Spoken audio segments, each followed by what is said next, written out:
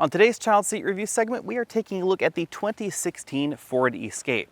This is a Graco Classic Ride 50 child seat suitable for forward or rearward facing installation and children between 4 and 50 pounds.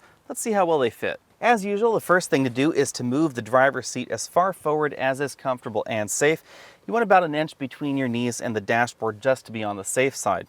The more upright you put the seat, of course, the more room you'll have in the back for a rearward facing child seat, so I'm going to put this in a relatively upright position. Fortunately, that's usually my preference anyway. With the front seat in that position, I have barely enough room for a rearward facing child seat installed at the right angle.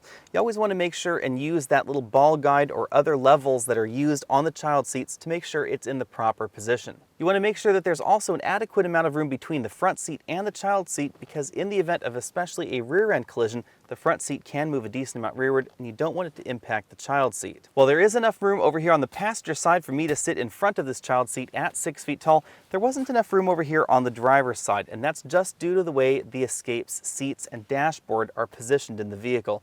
The dashboard actually cuts a little bit further forward on the passenger side, allowing the passenger seat to go a little bit further forward, giving you a little bit more room right back here. You will obviously find more accommodating rear seats in something like a Ford Edge, which is not only going to give you more legroom, but also additional width. That additional width is important if you're going to try and install 3 child seats across the back of your crossover, because although this does barely fit, these child seats are flush right against the side of the door, and that's not as safe as if you had more room.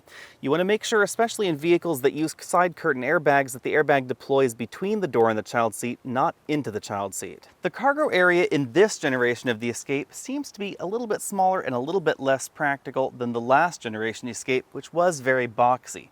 And that means that you can't put quite as much cargo back here in real-world situations as you could in the last Escape. However, this is still relatively accommodating for this segment because, as you can see, the rear hatch is quite vertical, even though it doesn't look like it on first glance. Again, this is another big differentiator between this and the Ford Edge, because the Edge will have a bigger cargo area and a bigger back seat, a little bit more accommodating, especially if you need to put more than one child seat in your car. You'll also find a little bit more room in the next size category up, which would be sort of a half step into a Kia Sorento, or that next full step up into a Ford Explorer. Thanks for watching our very brief child seat review on the 2016 Ford Escape. Be sure and check out the complete review on the Escape on my channel coming up in the next day or so, and I'll see you next week.